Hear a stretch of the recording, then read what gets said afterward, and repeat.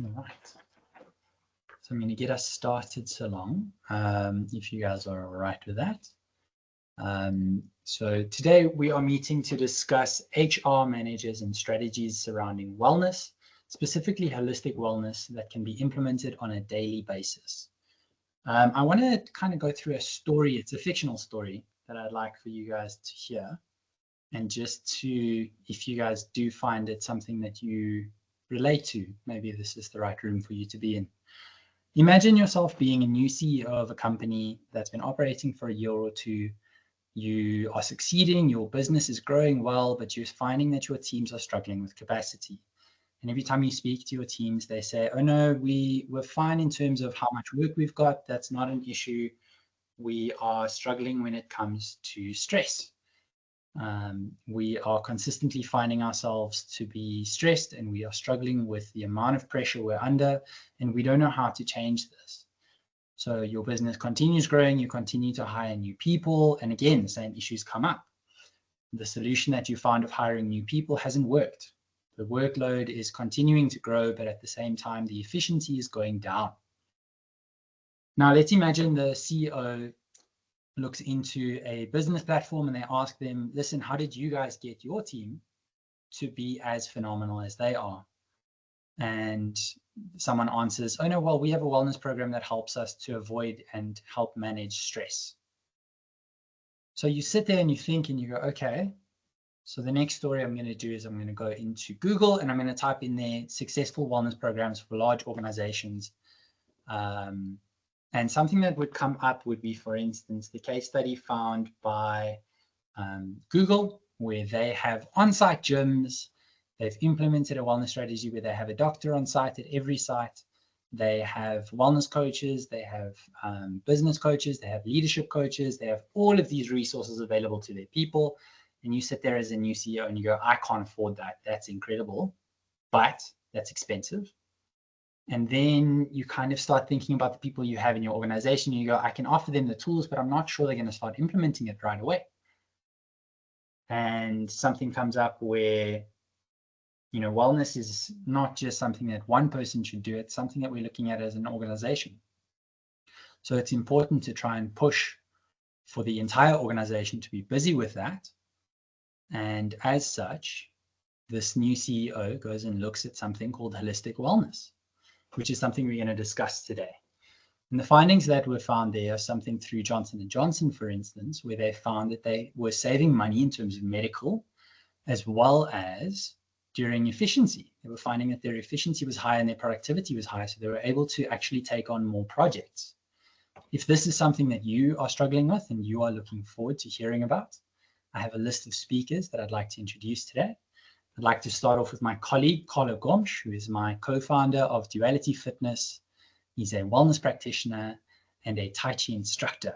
And today he's going to be helping us discussing how we can implement things within a business in order to grow our business's wellness. Next up, we have Marceline Mukoko, who is from Cameroon, and she will be speaking on behalf of MaWe, which is a wellness company based in the Cameroon. And I would love to hear more from her. She's a wellness practitioner, a yoga instructor, as well as a business owner herself. And finally, we have Nobandla Khobodo, who is the managing director of Sange, who is an L&D company. She's one of the leaders in the HR space. She's an SABP professional and a number of other accolades that I don't really have time to mention, but she can mention herself a little bit later. Incredible, and I look forward to hearing from you guys. The first few topics I'd just like to run through, I just want to run through our agenda for today. So the first topic we're going to be discussing is factors impacting business wellness, followed by developing a corporate wellness strategy, closing off with benefits of wellness programs. And then if we have time, we're going to be trying to implement some of these practical exercises with you alongside. All right. I'm going to hand over to Carlo to kick us off. To Nobandla to kick us off with factors impacting business wellness.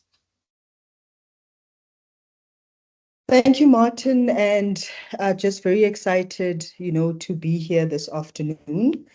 And yeah, just talk about some of the critical, elements that impact wellness. And I think whenever we talk organizational wellness, it's always the people. It's the people. People are the producers. People are the ones who actually have helped so many organizations grow, taking them from one level to another.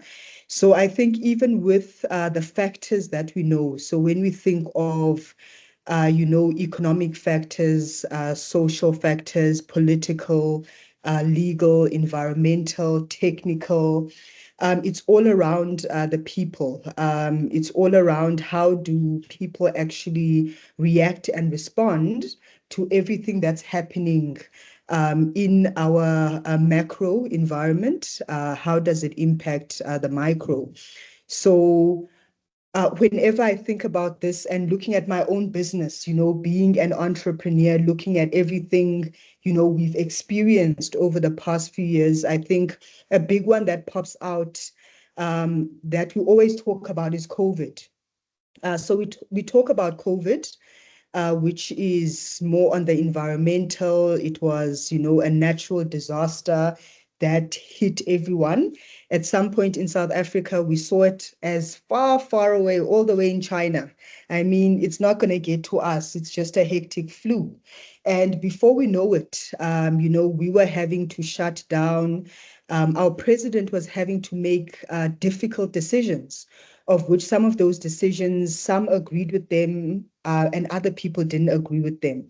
There was a huge impact to a lot of organizations where we saw people losing their jobs. But also, I think when I look at my own organization during that time, I saw the impact of that disaster, but it also started touching on the technological side of things. It started asking us, are we ready? Because what does the future of learning actually look like? What does the future of learning need? And as an organization, are we there? And I think with this topic, I think of, what that impact meant to my organization. So it meant, to some of my team members, I had to start looking at, do we have the capacity to keep paying salaries when we aren't getting an income? Do I have the capacity to keep the staff members that I have, but I keep them doing what? Because we were also losing clients at that point. Some of our training sessions were being placed on hold. I also had to start thinking even from a political side to say, what does this environment look like? Will things change? At some point, I think when the masks started coming on, we are wondering, is this how our future will look? We never imagined that we could actually sit next to other people, not have to wear masks. But then I wondered, politically, how does this impact policies? What decisions will be made by certain cabinets within our government? When I look at my own landscape, so the services space, but specifically the education and training sector, what does that mean for us? Because we have learners who come into classrooms. We have learners who are not tech savvy. We have areas, that people are living in South Africa that don't have connectivity or signal. We are also, as a country, battling at that time with load shedding. So what does this mean? Is my environment actually ready even for the technological impact of this disaster? So you then find there's this ripple effect from one element to another, but then at the end of the day, there are individuals who sit in these organizations and have to make decisions. And these decisions ultimately impact organizations and what happens next. So I think I'd like to pause there, for now, in terms of, the impact, certain factors that impact the wellness of an organization. Thank you so much, Nobodla. And with that being said, in the pause that you've put in place there, I'd like to maybe ask any of our other speakers, Carlo or Marceline, if you have any comments on this topic of factors impacting business wellness.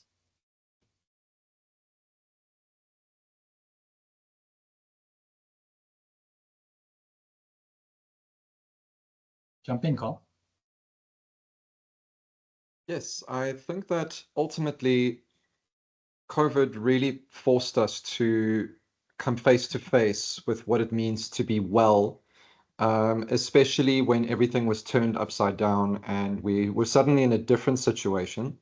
And many people stopped moving, many people stopped focusing on their health and started focusing on processing all the change that was happening around them.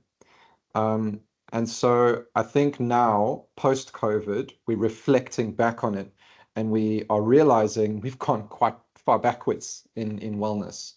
So I think the point of this really is that we really need to refocus and we need to start bringing that into the workplace as well, because prior to COVID, things weren't the best either. They've just gone worse. So yeah, that's what I have to add. Thank you, Carlo. Nothing from you, Marceline? Oh, well, I think well, be it in South Africa or Cameroon, COVID impacted everywhere, and we all ended up at a certain point in time being forced to do teleworking, remote work.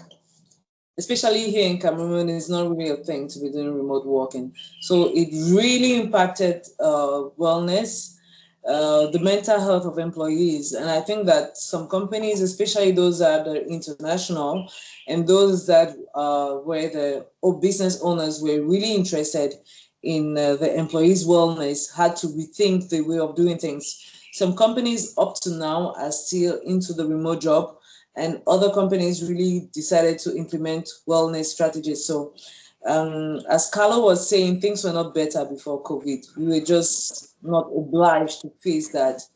We're not obliged to face that because, well, it was not.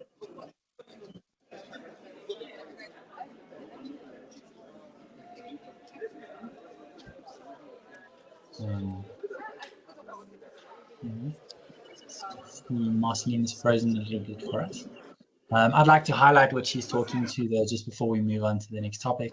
I think something that we've definitely seen, and I've seen as well, people are forced to face their wellness now because the threat of getting sick is so much higher. We've become a lot more aware of how much illness can actually impact an organization, not only an individual. And that's why wellness strategies have been focused on a little bit in South Africa now. I think that oftentimes we are finding them lacking because people are not implementing them. We have given the tools, but they are not necessarily being implemented. We'll try and catch Marceline again. But for now, I'm going to move on to the next topic, which would be developing a corporate wellness strategy. Carlo, would you mind kicking us off for that? Of course, thank you.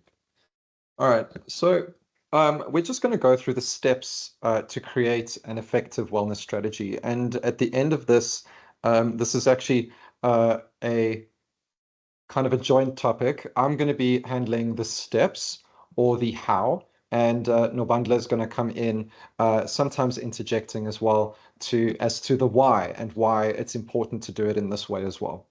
So the first step in creating an effective corporate wellness strategy is really the assessment. It's to assess the current wellness status. So you have to begin by evaluating your organization's existing wellness culture, employee needs, and health-related challenges. And you usually do that via surveys, focus groups, and health assessments to gather data on employee health. And that's very important because you can't really make a corporate wellness strategy without knowing what the current status is. From there, you define clear goals and objectives. Based on the assessment findings, you find that you have to implement certain goals. And your goals will have to be what we call SMART goals. SMART being specific, measurable, achievable, relevant, and time-bound. And these goals would focus on reducing absenteeism and enhancing the productivity or improving employee morale. So it's very important that these goals have these specifics because Without that, it's very easy to lay a very loose goal, and then if it's vague enough, it gets lost. So that's why the SMART goals are very important. From there, you have to secure executive support. So step 3, secure executive support. You have to gain buy-in from the top management to ensure that the wellness program is prioritized and adequately funded. Oftentimes, when you want to implement something like this, everyone says, yes, yes, yes, yes. But if you don't get top management to actually agree to it and get someone in top management passionate about it, then chances are it's going to take too long to implement and it's going to get lost in the pipeline. So the way to do this is you have to kind of highlight the benefits, and especially on the ROI, which Marceline will be talking about later. From there, you form a wellness committee. So you get a group of people together, establish a diverse committee representing different departments and levels within the organization. So this group will help to develop and implement and oversee the wellness initiatives, ensuring that they are relevant and inclusive. Oftentimes, which is something that Martin and I actually experienced recently, we had a meeting with one of the wellness people within F&B. And he's the guy that heads up the wellness, everything wellness related in F&B. Great guy, very nice, but he's a runner. And because he's a runner, everything is catered around running or kilometers. And that works for the people that are already fit. But it doesn't really work when you are trying to get people who are basically sedentary to actually do something or participate in wellness. And so it's very important to have a committee and not just one person that makes the decisions to obviously create inclusivity. So from there, you begin designing your tailored wellness initiatives. You develop a variety of wellness activities and programs that cater to the specific needs of your employees. If all your employees are runners, then great, make something run related. But if they're not, you have to, obviously come up with some other things. So consider incorporating mental health support, fitness programs, nutrition workshops, stress management sessions, and make sure that the offerings are accessible and appealing to all employees. Very important there.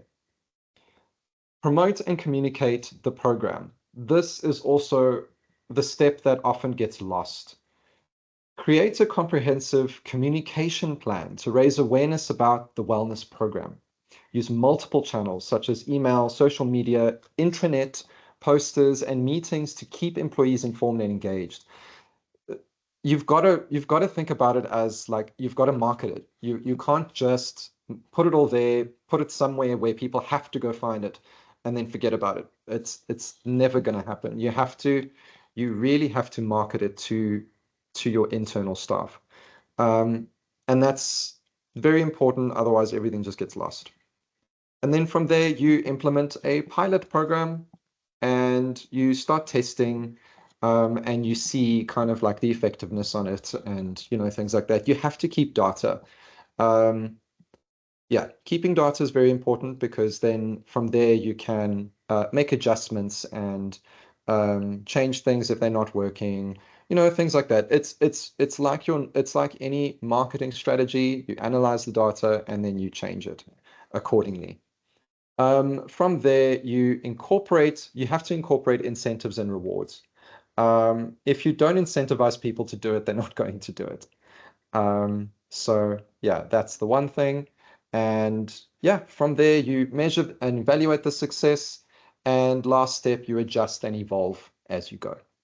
And that's it. So those are the steps in creating an effective wellness program that is actually holistic and inclusive. Thank you, Carlo. Let me jump in there. So I was just noting that it is 10 steps. So for people who love making notes like me, and I think generally people in HR, we are always making notes of things, but really it's then to go out and actually implement, to go out and create, that wellness strategy. And I think maybe for people in South Africa, because I'm seeing some of my clients on this call, very excited you've joined. I'm also seeing how you can add such value as part of even your employment equity committee, where you have the different representatives, who are meeting either twice a year or who are meeting quarterly, where you are able to propose this corporate wellness strategy. And I think, Carlo, as you are going through the steps being in HR, we have to start with an audit. So you need to do that audit to establish the status quo. So where are we currently sitting? What's happening? And I think with how we opened it, and also with what Marceline said, and Carla, with what you added, we found a lot of people, over the years since COVID, where stress levels have gone up. I mean, we've seen surveys of people complaining about high workloads, people complaining about, I'm struggling to balance, because I'm working remotely. So I'm expected to be online all the time. So I never set any boundaries. I don't have time to look after my kids. I don't have time to cook. I don't have time to spend with family. I'm just always on this computer all the time. And I'm feeling overwhelmed. And then ultimately, those feelings then come back to us in HR. And we pick up that there are now challenges. People aren't as productive. People aren't showing up, as they used to. Employee morale is down. We also might have now high staff turnover due to people feeling, this isn't the organization it used to be anymore. So I think, Carlo, with this, I really love these 10 steps because they are very practical. But I also love the part of get that executive support. Because as much as we can do the assessment, we can go to our different committees and get buy-in from the individuals. If the executives aren't buying into it or feel it will be expensive, then we will never get that strategy. But ultimately, it then impacts on the business's performance. It impacts on our bottom line. It also impacts on even relationships and the organizational culture we are trying to build. So yeah, that's my 2 cents. Great. Thank you so much, guys. Marceline, do you have anything to add to these steps and the whys that we've just heard from Nobadla and Carlo? Nothing from your side. Okay. Well, then jumping into our third and final topic, we'll be discussing the benefits of wellness programs. Marceline, would you mind kicking us off with that one? Yes, of course. Well, I feel like Carlo and Nobadla started talking already about a little bit of the benefits. That's why I didn't want to add anything. But yeah, definitely, like one of the main, especially for HR, one of the main advantages, we'll first of all talk about the improved employees' health. Because thanks to, in the wellness programs, we usually put physical activities, and we know that the advantages and the importance of the right physical activities, just like Carlo was saying, in that business where the person was a runner, but not everyone is a runner. So when we put the right activities for the employees, we get improved health. And if we talk about improved health, it means that we have reduced absenteeism, reduce medical costs, which is obviously very interesting for companies if they are able to cut the cost. Then we also have the fact that it is boosting the morale of the employees because, first of all, they feel that they're taken care of. They know that they are being seen. And with mental wellness initiative, they get their morals that are higher. And especially if we add stress management workshop, because we know that, like Nobs was talking about the fact of the remote jobs. These bring sometimes too much stress because you don't know, it's like a 24/7. The boss will call you at 7 a.m., at 6 p.m., 9 p.m. And that induces stress and that creates a certain imbalance work-life. So this, with also the wellness journaling, is going to improve the mental health state of the employees and then improve their engagement towards the company. Now, obviously, and we're talking about the higher productivity, because if we have their health that is improved, their mental state that is improved, and they feel seen and helped by the business, obviously there's going to be a higher productivity for the company. And we know that that's what businesses want at the end of the day. How much this is going to cost me and what is it giving to me?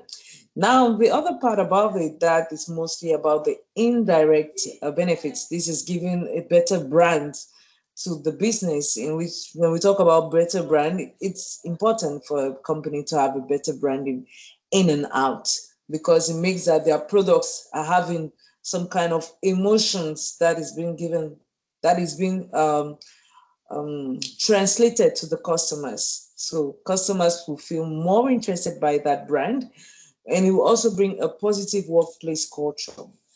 Now, I took the time to make some researches of companies in Africa that are already implementing wellness programs. I think it's always important, because usually when we think about that, we always think about this happening in the US, in Europe, but we need to know that it's also happening in Africa. So forgive me because I'll need to read because it's statistics. So we have Chaka in Nigeria that is a fintech company that offers wellness programs that include mental health workshops and regular fitness activities. And they also emphasize work-life balance with flexible working hours, which he reported to have a 25% improvement in employee satisfaction and 30% reduction in absenteeism. Sorry. So we also have, I think I saw something about South Africa. I think we have the Standard Bank Group that has a program that introduced a Wellness at Work initiative that is focusing on mental, physical, and financial well-being. That's interesting, financial well-being. And the program includes stress management workshops, mental health awareness, and wellness days. So they saw a decrease in employee stress level and improved workplace morale, which contributed to enhanced performance and talent retention. So you can also see that this enables to retain talent, which is very interesting, because every time, I think Nobs can talk about it, every time that you have to hire a new employee, there are costs that are being set about it. And every time that an employee is leaving, this is also a cost that is being enhanced. So we also have, we talk about Zambia, we have a company there called Zambrief Products that has introduced health and wellness programs, and that helped to reduce 10% in healthcare costs and increase 12% of employee productivity. So we can really see that by putting these wellness programs in place, they have impacts in employee turnover, productivity, absenteeism, employee satisfaction, and we have statistics about that in Africa. Thank you. Thank you so much, Marceline. I really appreciate your insights. I'd like to open the floor to the other two speakers. Any other comments, any highlights, anything you guys would like to talk to? Go for it, Nobanda. Okay. Marceline, thank you so much for those stats. I was also busy making notes, as usual. But I think also at times, I love what you shared, even about, the different companies in different countries, but also at times, even your SMMEs or your, SMMEs and all kinds of organizations, there are little things we can do ourselves. So I'm just thinking about what we do at Sange.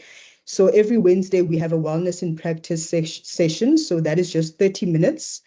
Where as a team, we are engaging in something. I mean, at some point, Duality Fitness, joined us and were meditating, and there was, I want to say nothing heavy, very light movements that we're doing as part of also relaxing, our body.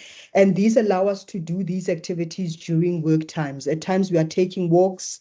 At times we are doing some desk exercises, which I hope we'll get to see a few things, but just small things which allow our team to move out of, because we are in a very fast-paced environment. Our team is always very busy. There's always a lot of little things happening at the same time, which can be overwhelming, which can increase stress. I think we've also had a bit of a cold winter.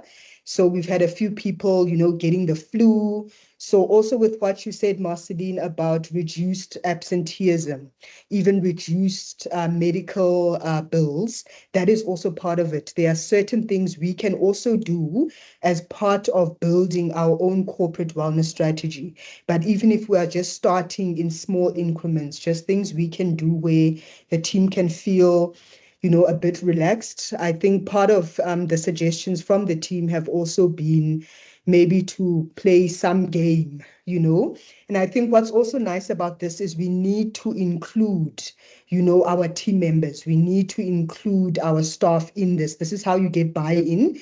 This is how you get people who own the process and who own the program, instead of people sitting and waiting for me to initiate something. So I have now a team who comes up with ideas themselves, who are also able to give feedback.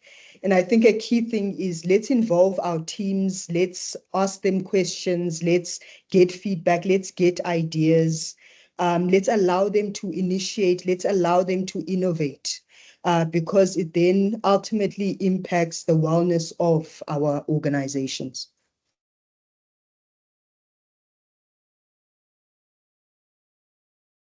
Jump in, Cole.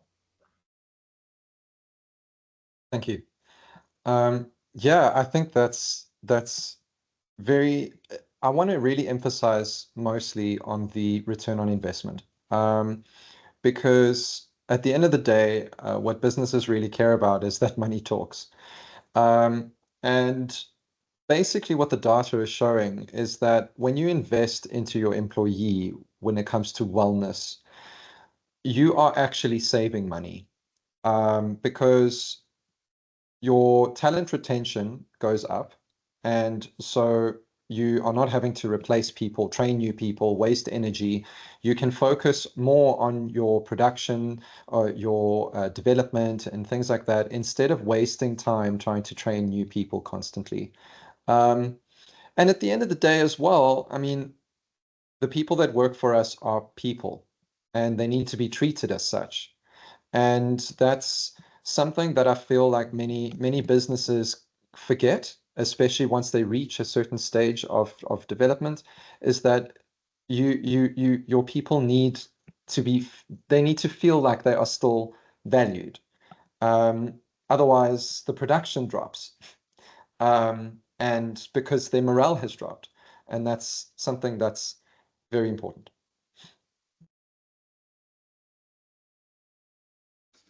Thank you so much. So that concludes our speaking element. I just want to check, Marceline, do you have anything to add after hearing from Nobandla and Kolo?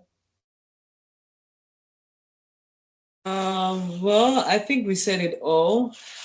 For me, I think definitely what we need to retain about the benefits of the wellness programs, like since this webinar is for HRs, I think what HRs need to retain is that when they have to go and defend the project towards the people that decide, the CEOs and the people that have the companies, is that, as Carlos said, investing in employees is actually helping you save money.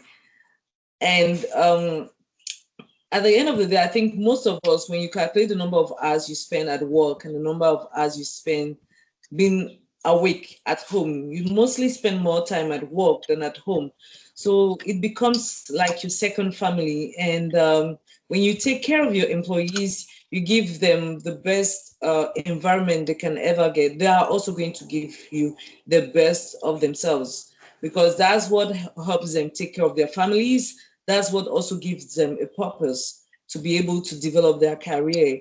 And if you want them to develop their career at your business and help you grow, you give them not only money, because at the end of the day, wherever you're going to work, you're going to be paid a salary. So what makes the difference is how you're being treated. And how you're being treated is about your wellness, it's about your well-being. It's about even the environment, because most of the times, the toxic workplace environment is because of the way employees are being treated. So it's not only about saving money, but it's about creating a better workplace environment and creating processes. Because I used to tell people that human beings, it's like if you allow a human being to steal, he's going to steal.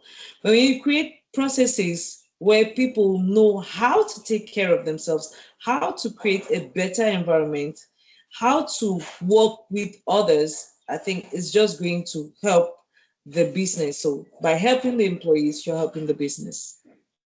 Thank you.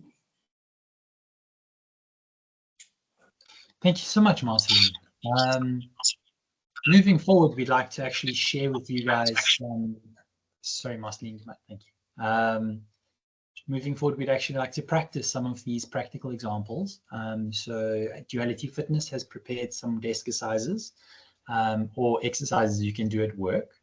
And then we will be moving into a piece by Nobandla on a wellness challenge for you and your organization. Thank you, Carla. And then we will close off with Marceline going through some wellness journaling.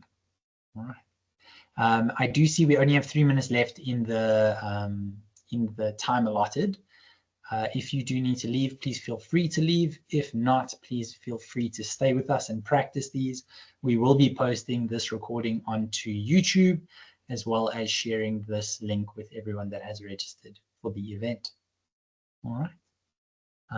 Carlo, would you mind kicking us off with those desk exercises? Sure. Okay. So the desk exercises are actually at the back of the workbook. So please bear with me. Maybe we should actually just go through it chronologically. Probably a good idea. Yeah. So give me a second. It's not listening. There we go.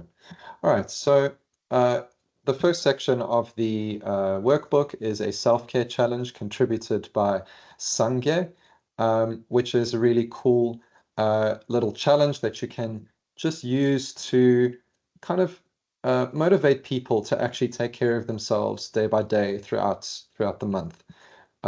So this is one thing that you can pin in the office and use. Then from there, we've got wellness journal templates. And this was contributed by Marceline from MaWe. And we've got a morning reflection. There's actually quite a few here. So this is daily journaling. So this is a template for the day, midday, and evening. And then from there, we're going into weekly goal setting and a midweek reflection. And then from there, an end of week review. Also things that you can print out and hand to your employees. Then we also have a monthly goal review, as well as, this one's actually, there's a bit of a typo here, but it's fine. And then this one is just for goal setting for the month. And then from there, we're going down to desk exercises. So here's where we start. So over here, your desk exercises are meant to be things that are not heavy on the body. You don't want to actually be sweaty at work. Nobody wants to be sweaty at work. So they're meant to just loosen up the body and get blood flowing for the brain, as well as for the aches and pains that we generally feel when we're sitting in the same position for hours. So the first one's a doorway stretch. So from there, you basically place your elbow and your hand on the edge of a door frame, and you step forward and you twist outwards. And when you do so, it helps to stretch and open the chest. And that's something that's very important, specifically if you're sitting at the computer for long periods of time, because we sit with our chests very closed. So I thought this was a good one to include. And then from there, we're moving into a twisting stretch. So from here, you start with your bum kind of at the edge of the seat, and then you place your hands on the back of your chair and you twist. Okay.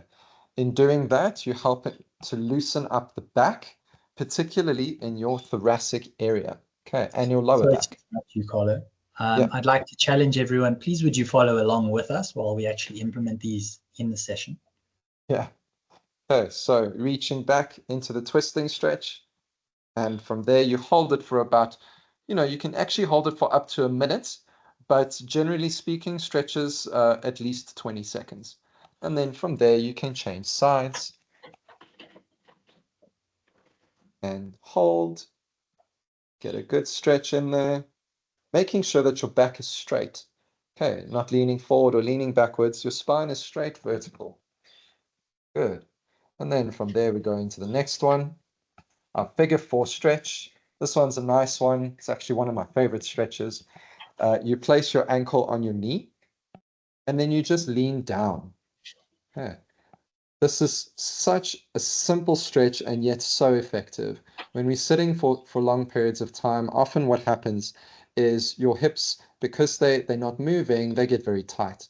So when you're leaning down like this, it really helps to get a good stretch. And change sides. And coming down. Good. So today we're just getting a feel for it, so we're not going to hold it for the whole 20 seconds. Okay, so you can come out of there. All right, and the next one is a shoulder protract, retract. Okay, so you are holding your thumbs out in front of you. Okay, your shoulder blades are neutral. And then from there, you're going to project your shoulders apart and forward. Okay, so you're reaching forward with your fists and parting your shoulder blades while keeping your trunk in the same position. And then from there, you are retracting and pulling back. Okay, so this one is an active stretch. So you are holding it for 4 seconds and then change it, and holding it for 4 seconds and then change it. Okay, this one's really good for loosening up when you've got neck pain. Good, alrighty. And then from there, into the next one, seated calf raises. These are nice and simple. In a seated position, you're placing your feet flat on the ground. And from there, you're going to raise your heels off the ground, activating into your calves. And then from there, you just drop. Okay. Hold and drop. Okay. Funnily enough, there's actually been studies into this movement. And for those of you that struggle with blood sugar levels, this can help you to control your blood sugar by activating into this muscle and then releasing. It helps to regulate your blood sugar as well. Okay, and that's it. We have some key takeaways over here at the back, and some implementation tips as well. And then from there, we are at the contact page where you guys can contact us by clicking on any of the buttons here. And that's it from me. Thank you so much, Carlo. Nobandla, would you mind going through, Carlo, do you mind just presenting again so that Nobandla can go through her wellness challenge? If you don't mind just explaining to us more or less the concept behind it. So thank you so much, Carlo. I really enjoyed that. I was really in it and needing to stretch a bit. So yeah, so this is just a quick self-care challenge. So I think it's a nice, challenge to get us started towards focusing, on taking care of ourselves. So you can add the month there. So if you are looking at starting now in October, fortunately, it is Wellness Month, Mental Wellness Month, and then the year being 2024. The idea is that at least in that month, try and do all of those activities, or at least as much as possible. So it's not too much. Take a 10-minute walk outside. Yeah, just as a start. Practice deep breathing for 5 minutes. Drink a glass of water. It's little things that we tend to neglect, and that have quite a big impact on how we show up. So how we show up for ourselves, how we show up for our team members, how we show up for our organization, but also how we show up for the impact that we are trying to make. So that is my challenge to you. We can start in October, or for those who feel they want to get started now, please do. Thank you so much, Nobandla. And something I'd like to highlight from these the self-care challenge is how important just the small things that add up are. And that's almost the key takeaway, I think, from the entire webinar that we've done today, is a wellness strategy can only be implemented one small step at a time. And by using tools like these that we are providing you with, hopefully we can help you get your organizations to that level. Next up, Marceline, would you mind running us through maybe one or two of your journaling ones? I don't know if we have time for all. I think there were 7 or 8.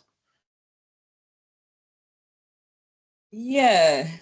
First of all, I'd like to thank Carlo because this is so beautiful. You did an amazing job. It's really beautiful. Well, wellness journaling is part of wellness strategy. And the importance of the wellness journaling is actually to help your employees or those using it to refocus, to think about how their day happened in the different sections. As you can see, we talk about the mind, the body, the emotions, the connection. So it's really about tracking how they feel. It can be from what we did, we have the daily journaling, you have monthly reflection, non-reflection, evening reflection. You can really just start with just doing the morning and maybe the evening, depending on your program. You're not obliged to use it all, and especially concerning what Martin was saying, is really step by step. So what we did for the program is that we really gave everything, the daily, the weekly, the monthly, the yearly. It was actually to give you like the whole broadcasting, but you can really start it step by step. For the beginning, you can just start every morning for a week. Then the next week you try and do morning, then afternoon. Then with time you can start doing morning and evening. The importance of it is really to ask yourself, are you able to reach your goals? How are you feeling about it? What is going on well? What is going on wrong during your day? By being able to track what you're doing, it creates mindfulness. It makes you to be more intentional about what you're doing every day, more intentional about the questions you ask yourself, but also tracking the way you're responding to what is happening in your life. When you're able to track that, you're able also to see what actually triggers your stress, maybe your anxiety, and what triggers the good relationship, but also the less good relationship you have with your employees, with your colleagues, and about yourself. There's something that we learned in one program that I was with Nubandla is the feedback, being able to give feedback not only to yourself, but also to others. So this is what this journaling is all about. So I recommend you to take just a few minutes every day to do that in the morning, just before you start work, at noon, maybe when you're having your break, and at the close of the day, or at the close at when you reach home. And be even more intentional about it on the weekends, like maybe Saturday after the week has ended. You're really asking yourself all along during the day how your week was, what really went wrong during your week, what went right, and what you could have done better. Maybe you had a problem with your colleague and you were not able to know how to handle it. So it's a time for you to do a recap so that the next day you will come out to work with a better energy and you'll be able to work with your colleagues better. Thank you. Thank you so much, Marceline. And I really, really love these journaling items templates that you've given, because as you said, you've gone step by step and you've given us something for daily, something for weekly, and something for monthly and yearly. To those of you who have joined us today, thank you so much. That concludes the session. I would like to say thank you to Marceline, Nobandla, and Carlo for joining me in discussing strategies for organizational wellness on a holistic level. To those of you who joined us, we will send an email with the PDF, if I'm not mistaken, or Carlo, if you'd like to, you can post it in the chat as well. And as well, as I mentioned in the chat, if you have any questions for us, feel free to post it to info@duality-fitness, and we will get back to you as soon as possible. Thank you so much, everyone. Thank you.